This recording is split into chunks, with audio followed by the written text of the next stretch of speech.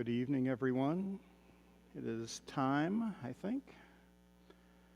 It's good to have you here and good to have those that are joining us online. When I walked down here, there were 14 devices online, which is what we can see. We're never quite sure what the multiplier is and how many, because a lot of folks are couples, obviously, and some single folks. So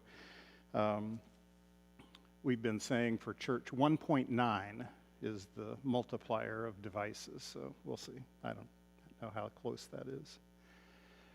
Well, welcome to Exploration Bible Study. I'm delighted you are here.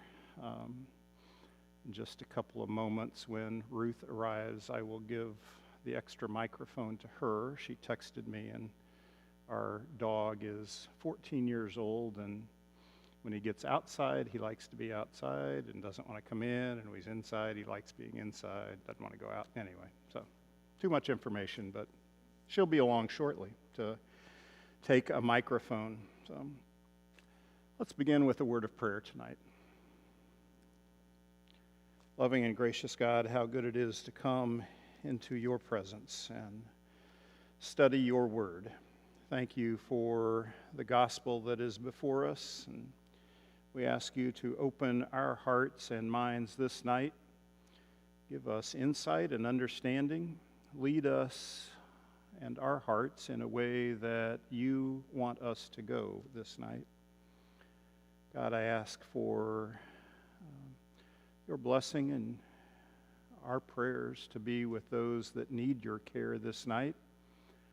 We know that there are many.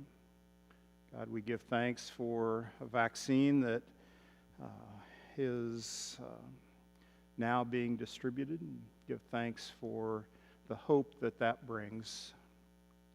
Not only the hope for those who receive it, but the relief for healthcare workers, and those first responders. God, for those that need a healing prayer this night, hear our prayers. For those that grapple with loss, hear our prayers. God, for all that you are to us and mean to us, I give you thanks for the word that is before us. For it is in the name of the risen Christ that I offer these prayers. Amen. Well, tonight we did the introduction to Mark 2 weeks ago and did a little bit of the first chapter, and as I confessed early on, this does double duty for me because it helps me in my study, because we're spending the season of Lent in the Gospel of Mark and looking at some of the questions that Jesus asked. Like a good teacher, he never really gives us, the answer. He wants the disciples usually, but us also to think about it. And so we'll talk about that a little bit tonight as we get into some of the parables. We mentioned last time that Mark is in 3 parts. You have this Galilee section, and we'll sort of move from the Galilee section into the journey section tonight. The journey section is the longest section. It is a long, short story. It is the shortest gospel, has 16 chapters in it. It was written with a Gentile audience in mind because we have to explain some of these Aramaic expressions that we talked about last time. The thing that you'll remember that I'll harp on and you'll get tired of, you'll know it so well, that Mark is known for the eschatology, the immediacy, how soon Jesus was coming back. They were so Mark being the first gospel that we have, at least, that Jesus was coming back soon. They expected Jesus anytime. And so Mark had to get on with it. So this word immediately just keeps appearing, used over 40 times in the Gospel of Mark. We also, just a reminder about that, what we call the Messianic Secret, that Jesus was telling, first of all, the demons that seemed to recognize him first, don't tell anybody. They were the ones that recognized him, but don't tell anybody. That when he healed people, he would say, don't tell anybody. And there are lots of ideas about why that is. So in the first chapter, a lot takes place in the first chapter, and if you've been at Mud Creek, you've heard a couple of sermons on the first chapter. It begins. We don't have a birth story like some of the other, the two other synoptics, and so it sort of begins with John the Baptist and Jesus coming to be baptized. So in that respect, Mark isn't, we think of Gospels as telling the story of Jesus as sort of a chronological historical document. And really none of the Gospels are that, but certainly Mark, because if you don't include a birth story, you really, the emphasis is on the ministry of Jesus, not the life of Jesus. And so there's a difference between what Mark is trying to get across.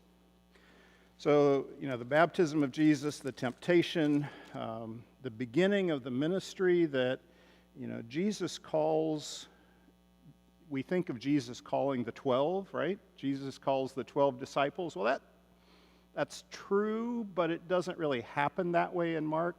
Jesus calls 4, and then he calls 1, and then he appoints 12. But that all happens over the course of a couple of chapters. So the first ones we get are these 4 that are along the Sea of Galilee in the first chapter. Simon, his brother Andrew, casting a net. They were fishermen. This is verse 16. Immediately they left their nets. A little farther, he saw James, the son of Zebedee, and his brother John. So we have Simon, who would be Peter, Simon and Andrew, James and John.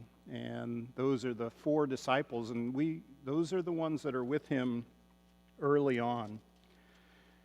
There's some healing, there's this sort of preaching tour of Galilee. And then we get to the second chapter, and that's where we really start getting into the controversies. So we won't hit them all tonight, but if you want something to sort of keep, make tick marks, every time that somebody gets crossways with Jesus, and it's usually the Pharisees, the rulers of the day that sort of keep the law. They're keeping up the standards of the law, the Jewish law. And you have these controversies throughout where Jesus sort of goes sideways of the traditional law. And that happens a lot in the Gospel of Mark. Ruth, I'm going to give you the mic. Just in case. Are you listening? You looking at comments? Great. Okay, your comments are now officially being monitored. So let's take a look at this first one. The first verses of chapter 2. When he returned to Capernaum after some days, it was reported that he was at home. So many gathered around that there was no longer room for them, not even in front of the door. And he was speaking the word to them. Then some people came, bringing to him a paralyzed man carried by 4 of them. And when they could not bring him to Jesus because of the crowd, they removed the roof above him. And having dug through it, they let down the mat on which the paralytic lay. When Jesus saw their faith, he said to the paralytic, "Son, your sins are forgiven." Now some of the scribes were sitting there questioning in their hearts, "Why did this fellow speak in this way? It is blasphemy. Who can forgive sins but God alone?" At once Jesus perceived in his spirit that they were discussing these questions among themselves, and he said to them, "Why do you raise such questions in your hearts? Which is easier, to say to the paralytic, 'Your sins are forgiven,' or to say, 'Stand up and take your mat and walk'? But so that you may know that the Son of Man has authority on earth to forgive sins," he said to the paralytic, "I say to you, stand up and take your mat and go home. Go to your home." And he stood up and immediately, there's that word, took the mat and went out before all of them, so that they were all amazed and glorified God, saying, "We have never seen anything like this." There's a lot going on there. We've got this controversy with the scribes. This is blasphemy. This is not one of those Sabbath controversies. That's where a lot of times we'll get the controversy about the Sabbath. What is it that strikes Jesus? His faith. The faith of the people that brought him, down in verse 5, when Jesus saw what? Their faith, he said to the paralytic. That's going to be a theme. What is it that makes people well? It's their faith that makes them well. And that is a foundational piece for Mark, is when you see these healings, when you see these miracles, a lot of times the word faith is tied to that miracle. The whole story about obviously early on, Jesus was drawing a crowd, but now the crowd is so big that people can't even get through the door of the house. And so, it's just this very interesting story of digging a hole in the roof. The homeowner would probably go, "Whoa," but dig this hole, in the roof, and let the man down, the paralytic down on the mat, and so that they could bring him to Jesus. It steps up the compassion that the people that carried the paralytic had. The other thing I want to talk about is, we'll come back to this slide, but you can see in the slide all the controversies that we're about to see. This idea of liberation. So what kept people from encountering God? The belief at the time was that disease resulted from sin, and recovery requires a release from sin. So it's not just something that,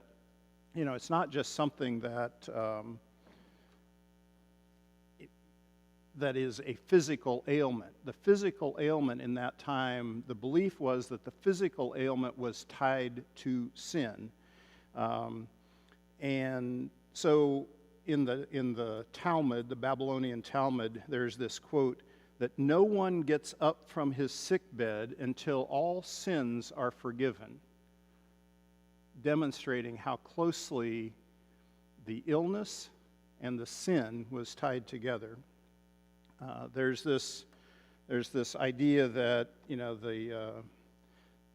that sin might have been a judgment of some sort. There was also this belief in demons, and we've already seen that, how demons possess people, and that demons would have possessed people for a reason, and that reason might have been something that they had done, a sin. And so we don't see it that way. Over time, there has been fringe groups, we would call them fringe groups now, that have equated illness with sin, but that's not a common understanding. That's not a medical understanding. That's not a common understanding. So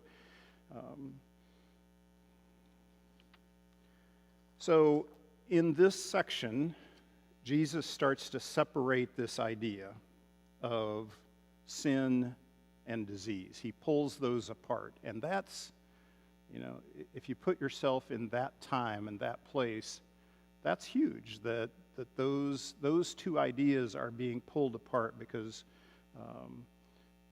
that was a piece of it. This commentary that I've been using says, what is striking about Jesus' conduct throughout this section is that he ministers God's release, I've called it liberation here, that he ministers God's release independently of the existing Jewish provision for securing atonement.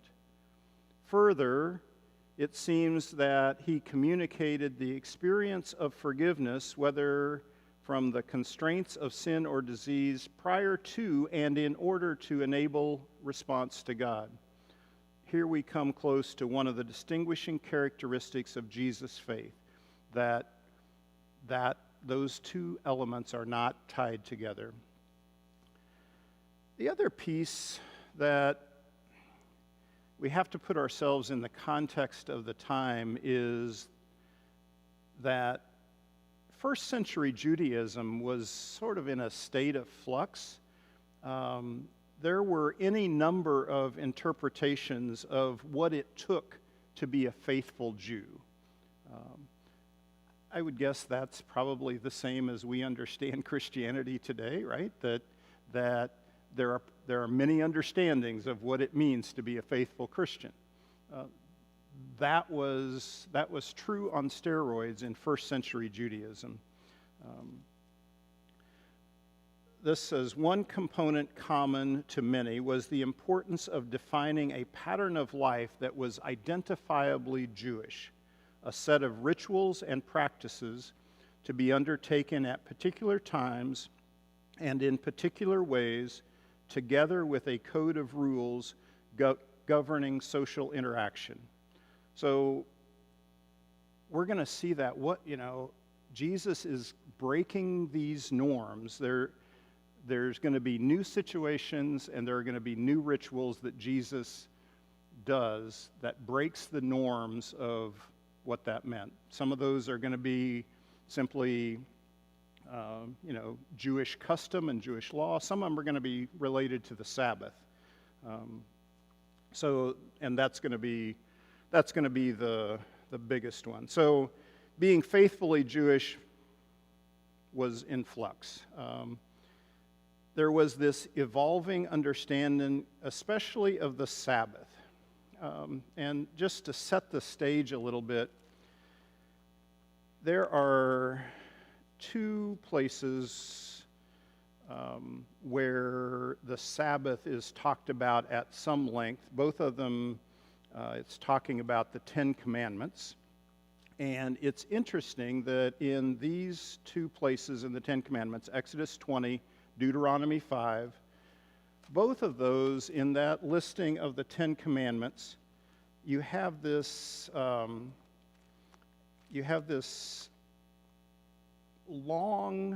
the longest piece in talking about the 10 of the Ten Commandments is about the Sabbath. What that would say to me is that it was important, right? So murder gets a little phrase, a line. Adultery gets a little line, but the Sabbath gets a paragraph. Let me just find the one and read. I'll do Exodus since I'm close to that one, just to give you a sense of 28, 8 through 11.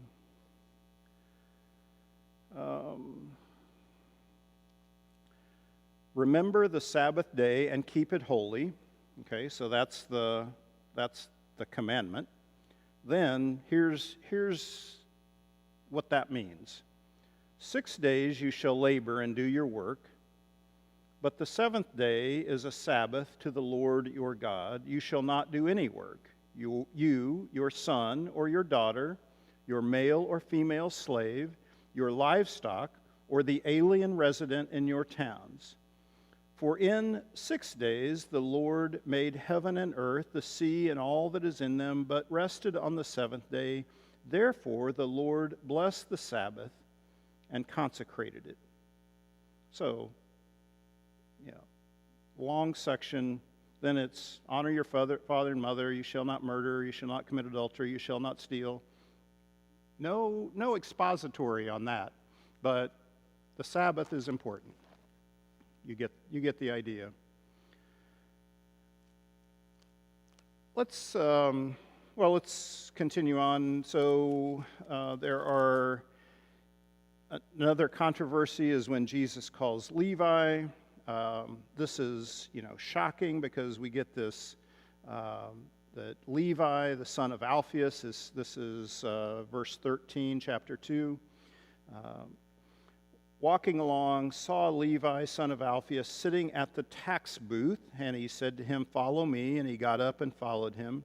And as he sat at dinner in Levi's house, do you hear the controversy that's there in those words? Sitting at a tax collector's house. Many other tax collectors and sinners were also sitting with Jesus and his disciples, for there were many who followed him. When the scribes of the Pharisees saw that he was eating with sinners and tax collectors, they said to his disciples, "Why does he eat with tax collectors and sinners?" When Jesus heard this, he said to them, "Those who are well have no need of a physician, but those who are sick I have come to call, not the righteous, but sinners." So Jesus is setting in motion his ministry.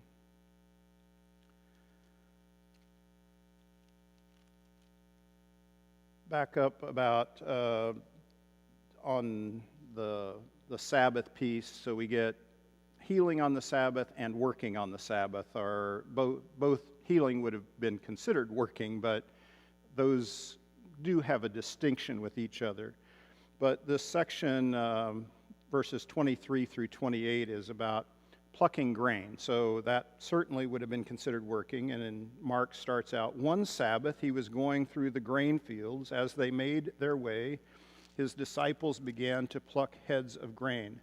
The Pharisees said to him, 'Look, why are they doing what is not lawful on the Sabbath?' And he said to them, 'Have you never read what David did when he and his companions were hungry and in need of food? He entered the house of God when Abiathar was high priest,'" which is a mistake, by the way, on Mark's part. That was not who was the high priest at that time, so a little mistake there. "And ate the bread of the presence, which it is not lawful for any but the priest to eat, and he gave some to his companions. Then he said to them, 'The Sabbath was made for humankind, and not humankind for the Sabbath. So the Son of Man is Lord even of the Sabbath.'" So Jesus is taking the priorities. So the scribes of the Pharisees would have said law is first, and Jesus is flipping that to say people are first. And that's what's happening here in a nutshell. And obviously to those that keep the law and have the law as number one, that's troubling. And the first part of the 3rd chapter, same thing. He enters the synagogue, the man with the withered hand. They watched him to see whether he would cure on the Sabbath, so that they might accuse him. And he said to the man who had the withered hand, "Come forward." Then he said to them, "Is it lawful to do good or to do harm on the Sabbath, to save life or to kill?" But they were silent. They looked around at them with anger.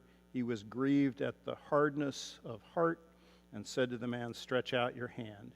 He stretched it out, and his hand was restored. Here's the first inkling, or the really when the decision is made.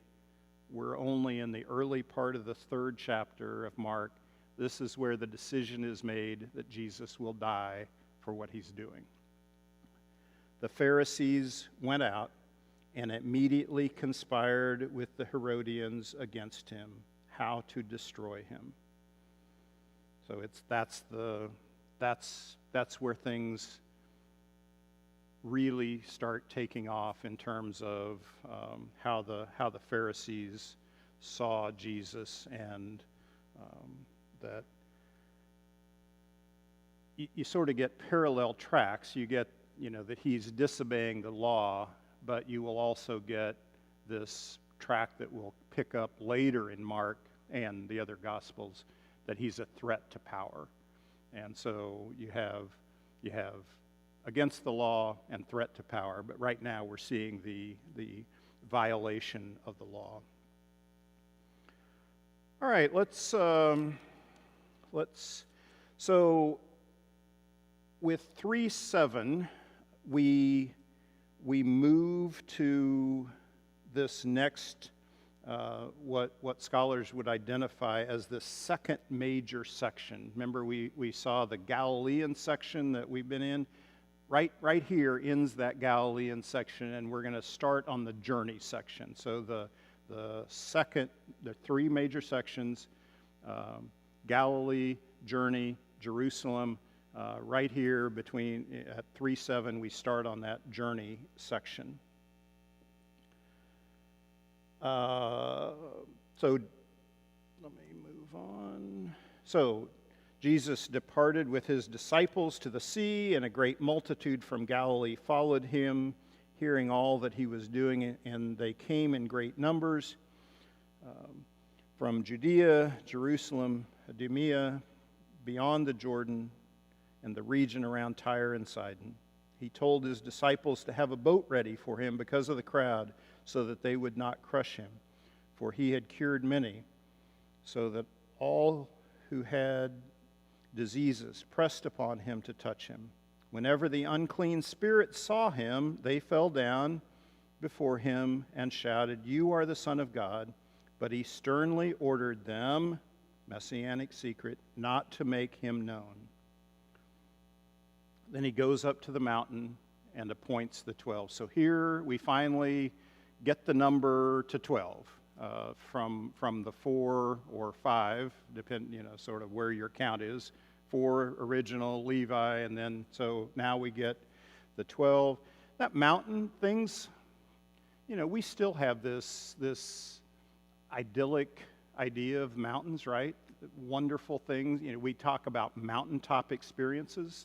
That's the even language that we have.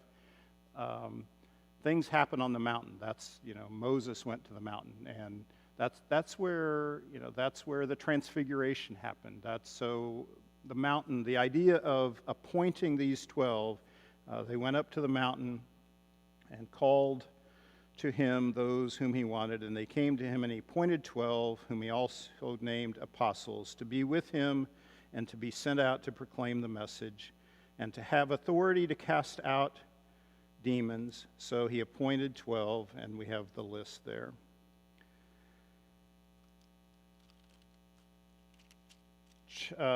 Right at the end of verse 19, then he went home, and the crowd came together so that they could not even eat. When his family heard it, they went out to restrain him, for people were saying, "He has gone out of his mind." And the scribes who came down from Jerusalem says, "He has Beelzebul, and by the ruler of the demons he casts out demons." And he called them to him, and he spoke to them in parables. How can Satan cast out Satan? If a kingdom is divided against itself, that kingdom cannot stand. Some of you history buffs will recognize that. And if a house is divided against itself, that house will not be able to stand. And if Satan has risen up against himself and is divided, he cannot stand, but his end has come. But no one can enter a strong man's house and plunder his property without first tying up the strong man. Then indeed the house can be plundered. Truly I tell you, people will be forgiven for their sins and whatever blasphemies they utter, but whoever blasphemes against the Holy Spirit can never have forgiveness, but is guilty of an eternal sin, for they had said he has an unclean spirit. We get into this sort of problematic text about this is setting up. This is where I wish we could have some discussion, because I would love to know what you think about why his family would try to restrain him.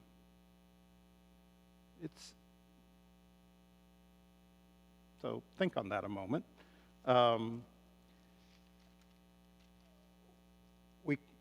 we'll see it a little bit later when he goes back to his hometown, and they try to talk some sense into him.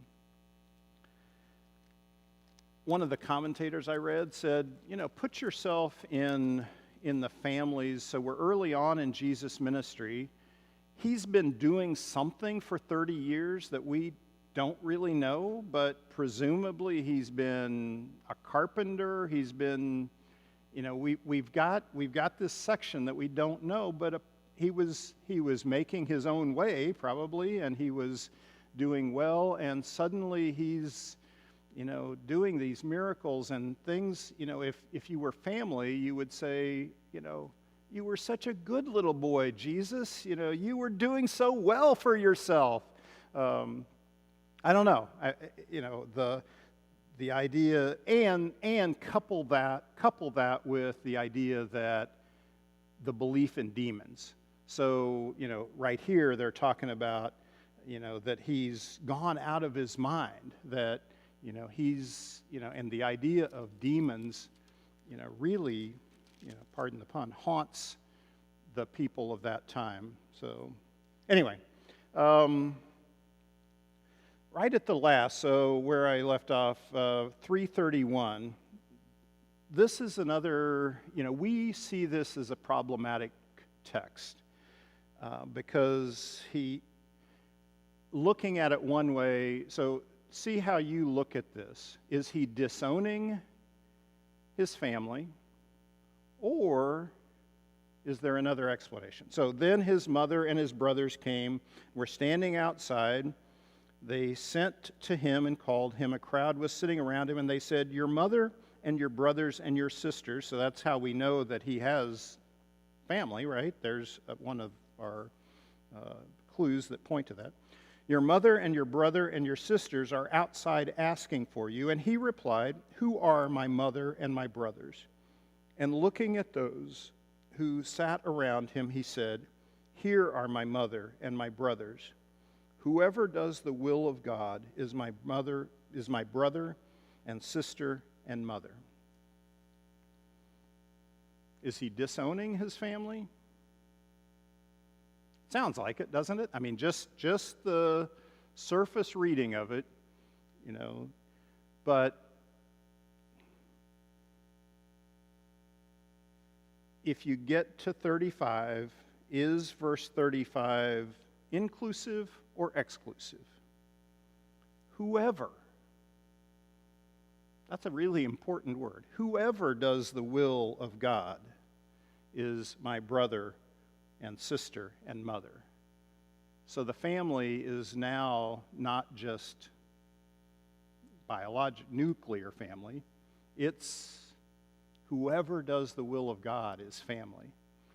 So however you want to spin that, a lot of people have seen that as the rejection of family. A lot of the scholars would like to see that, especially that 35, as an inclusive line, that whoever does the will of God, we are Jesus' family, right? So let's jump on into chapter 4. Any questions popping up? No? Okay. Everybody's asleep. That's the nice thing about being home. You all are doing really well here in this space, but at home. Chapter 4. So Mark, because it's short, because he's got places to be immediately, Mark only has 3 extended, whatever you want to call them, speeches, addresses by Jesus. The other synoptic gospels, we get multiple extended addresses by Jesus. In Mark, we have 3. This is the first one that runs from 1 through 34 is this extended address. But so let's just look at one of the parables, and then talking about the purpose of the parable. So this is the parable of the sower, and if it was daylight outside, we could walk over to the window, and I'm going to have to pull out Pastor Randy's notes. Somewhere in my file, I have the notes on the garden window here at Mud Creek about the parable of the sower, and do a little series on that. Chapter 4, and he began to teach beside the sea. A very large crowd gathered around him. He got into the boat and sat there while the whole crowd was beside the sea on the land. He began to teach them many things in parables. The thought was that if you've got a large crowd, obviously no microphone, right? No PA system. But if you get out in a boat, you sort of create this natural amphitheater and natural reverberation of the water. So being out in a boat sort of gives you a natural stage, if you will. Happens a few times. But so they're in a boat. He teaches from that point. Listen, this is verse 3. A sower went out to sow, and he sowed. Some seed fell on the path, and the birds came and ate it. Other seed fell on rocky ground where it did not have much soil, and it sprang up quickly, since it had no depth of soil. And when the sun rose, it was scorched. And since it had no root, it withered away. Other seed fell among the thorns, and the thorns grew up and choked it and yielded no grain. Other seed fell into good soil and brought forth grain, growing up and increasing and yielding 30 and 60 and 100-fold.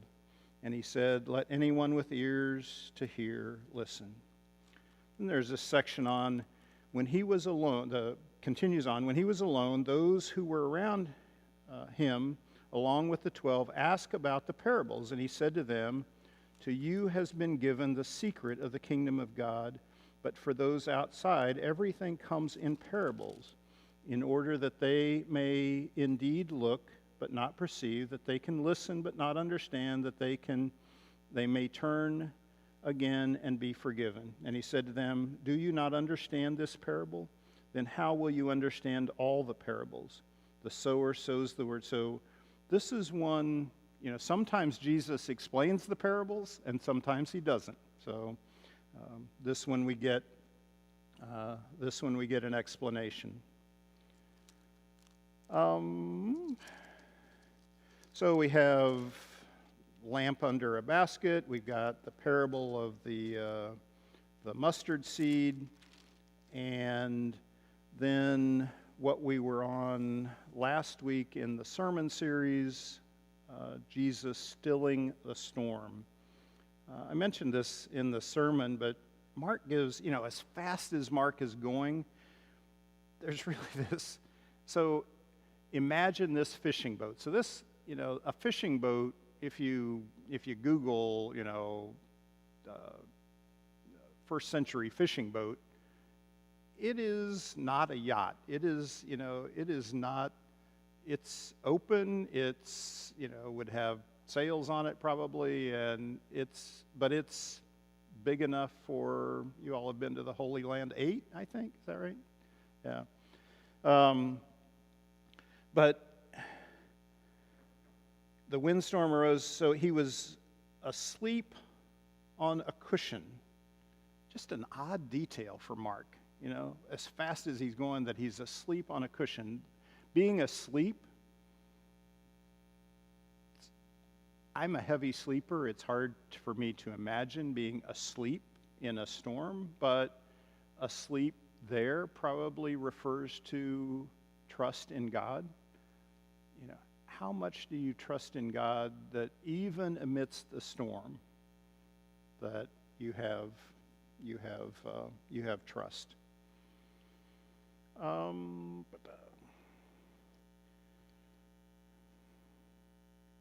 So if you want a little more, that was last week's sermon. In the sermon series, we're skipping over this troublesome first part of chapter 5. Storm. Oh, okay. So chapter 5, another troublesome passage. they came to the other side of the sea, to the country of the Gerasenes. And when he had stepped out of the boat, which, by the way, if you do your geography of that, that's also a little off. Just the geography doesn't quite work. You don't really step out of your boat into the country of the Gerasenes. It's more inland. But when he had stepped out of the boat, immediately a man out of the tombs with an unclean spirit met him. Again, these demons. He lived among the tombs. Why would he have lived among the tombs? He would have been ritually unclean, and that's where you lived. You lived among the tombs. And no one could restrain him anymore, even with a chain, for he had often been restrained with shackles and chains, but the chains he wrenched apart, and the shackles he broke into pieces, and no one had the strength to subdue him. Night and day, among the tombs and on the mountains, he was always howling and bruising himself with stones. Then he saw Jesus from a distance. He ran and bowed down before him, and he shouted at the top of his voice, "What have you to do with me, Jesus, Son of the Most High God? I adjure you by God, do not torment me." For he had said to him, "Come out of the man, you unclean spirit." So again, the unclean spirits recognize, right? For he had said to him, "Come out of the man, you unclean spirit." Then Jesus asked him, "What is your name?" He replied, "My name is Legion." Legion is a military term, for we are many. He begged him earnestly not to send them out of the country. Now there on the hillside a great herd of swine was feeding, and the unclean spirits begged him, "Send us into the swine, let us enter them." So he gave them permission, and the unclean spirits came out and entered the swine, and the herd, numbering about 2,000, rushed down the steep bank into the sea and were drowned in the sea. The swineherds ran off and told it in the city and in the country. Then people came to see what it was that had happened. They came to Jesus and saw the demoniac sitting there, clothed and in his right mind, and the very man who had the legion, and they were afraid. Those who had seen what had happened to the demoniac and to the swine reported it. Then they began to beg Jesus to leave their neighborhood. As he was getting in the boat, the man who had been possessed by demons begged him that he might go with him, but Jesus refused and said to him, "Go home to your friends and tell them how much the Lord has done for you and what mercy he has shown you." And he went away, and he began to proclaim in the Decapolis how much Jesus had done for him, and everyone was amazed. So here you don't have the Messianic Secret, right? You catch that it's not the demons, because the demons were the one that recognized him. Anybody have a problem with, so the first time I taught this, I remember I was right out of seminary. This is Trudy Kendall. And she was just distressed that these demons would be put into the pigs, the poor pigs. Not to mention their keepers, 2,000 pigs. That represents, even today, if you've got 2,000 pigs, that's money. Why in the pigs? Pigs would have been, the Jews wouldn't have eaten pork, right? So that could be a piece of it. But it's it's almost this negotiation with Jesus about what to do with these demons, and that we're gonna to place them in this herd of swine. It is.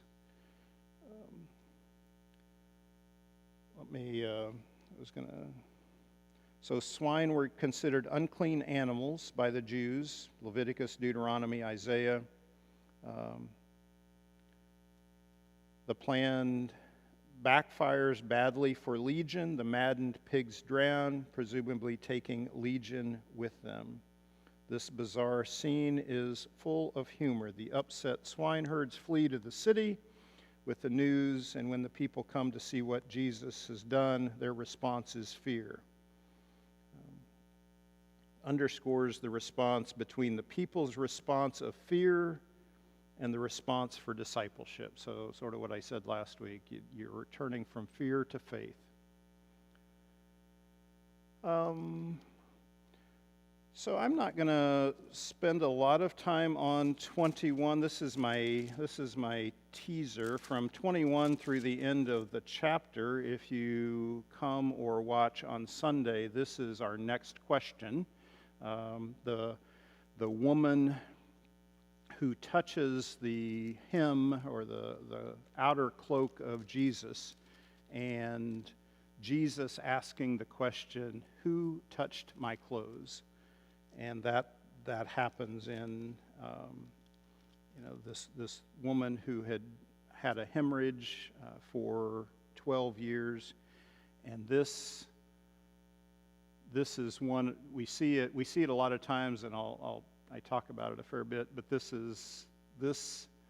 that story gets sandwiched between this other story. So we start in 21 with this story, and then Mark gets distracted and then comes back to the original story. So that's my Sunday tease. What I didn't know until today, when I was reading some more about that passage, so what didn't make it to the sermon, so this is your bonus information, is the woman's name was Veronica. Did you know that? Elena would know that, right?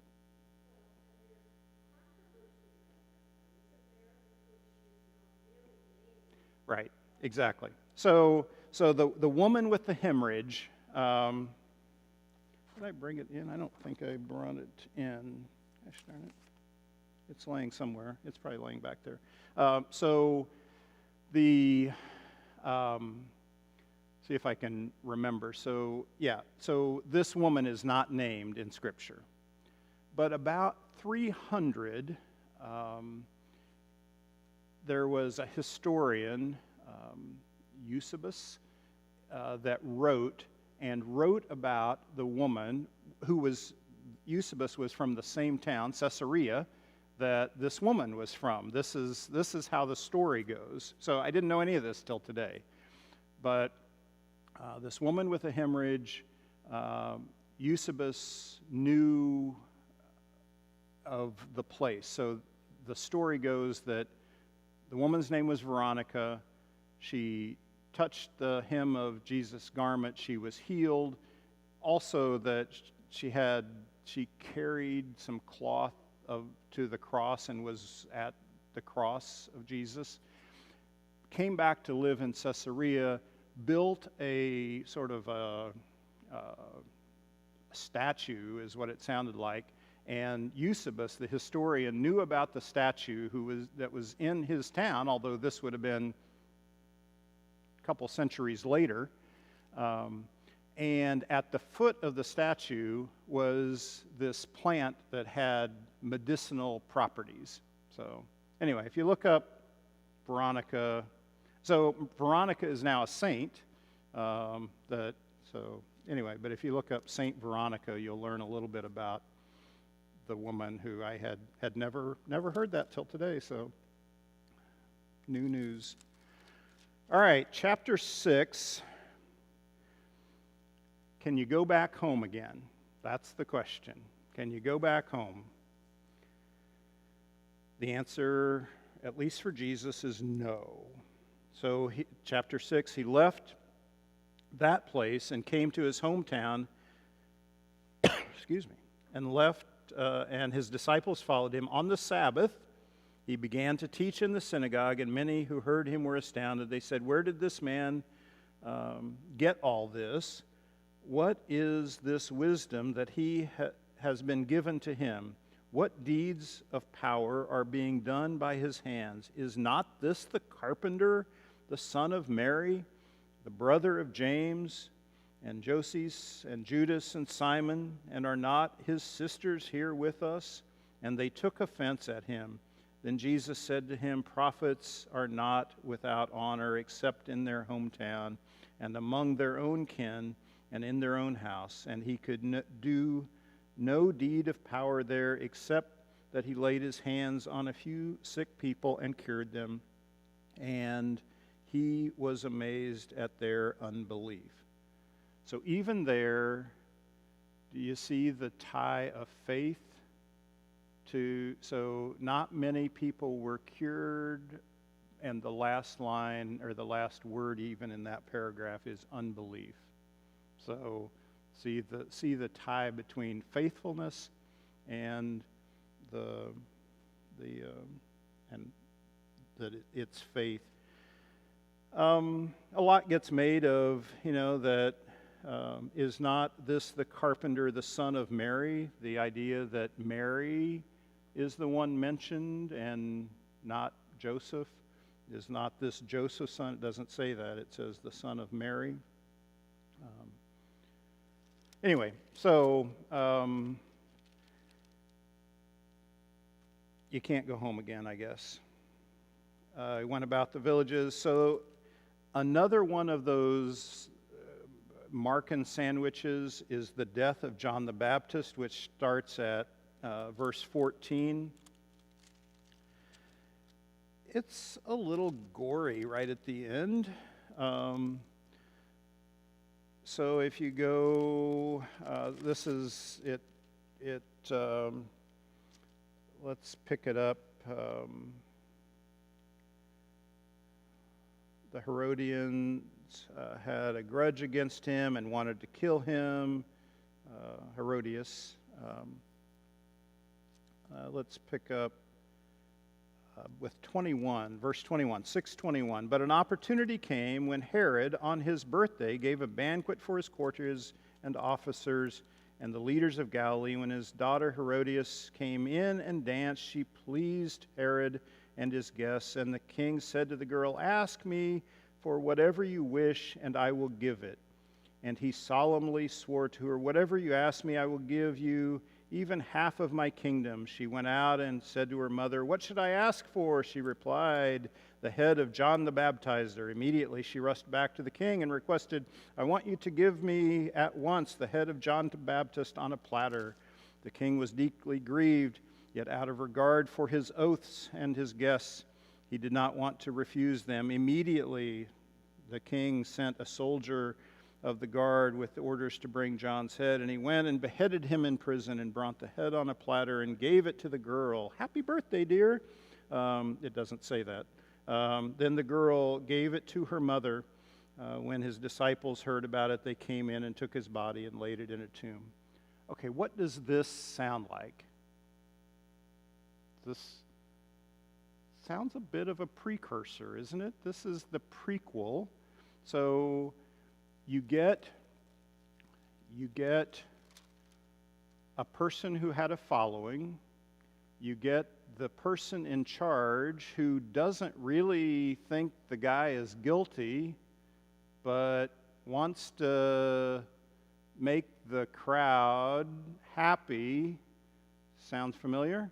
So, not, at the request of the crowd, does what the crowd wants, not necessarily what he wants, and they come and take the body and lay it in a tomb. It's an interesting, So, there you have it. Let's stop there. A few minutes for questions, if you've got questions. Any? Microphone. Details. Carl Herr asked whether you think the demons were drowned with the pigs. It's a good question. The commentary of my Bible thinks so. They would be smarter than I. So. I tried to help you out, and I asked Carl what he thought, but he wasn't answering. A good Jesus question. Well, what do you think? So. Rachel, back when you were talking about why the family would restrain him, she suggested fear of change and fear from doubt. It's just interesting. Bob Anderson said in his commentary, with regards to the apparent snub of family, Jesus just reinforced that even blood relatives don't have an inside track or a get-out-of-jail-free card when it comes to his ministry. Mm-hmm.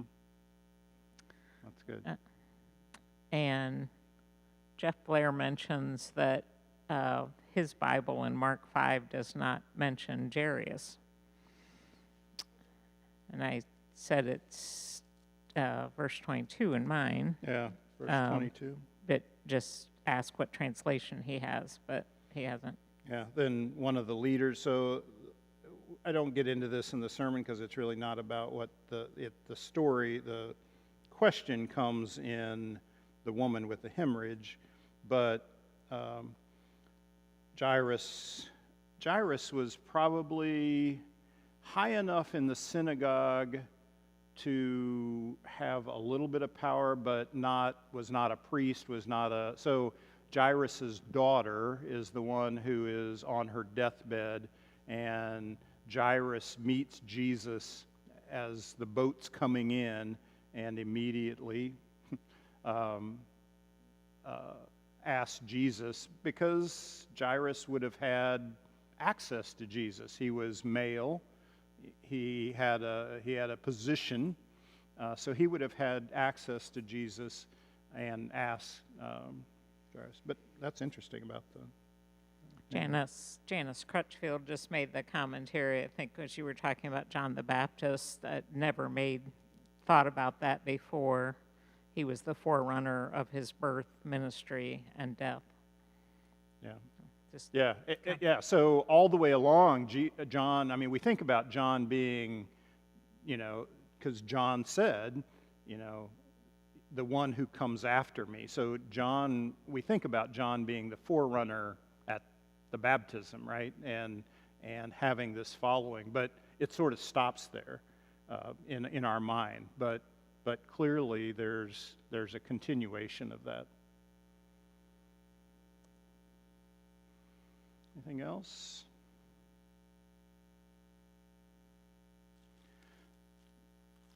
So that takes us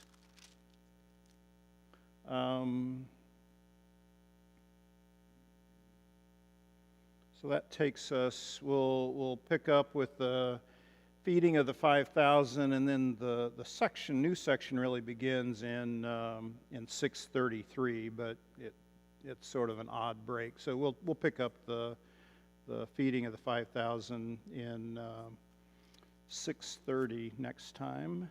At 6:30, we'll pick up 6:30 on 3:12. How's that for? So 3:12, Mark 6:30 at 6:30. Whatever. So, all right. Thank you all. Have a great evening. A wonderful weekend.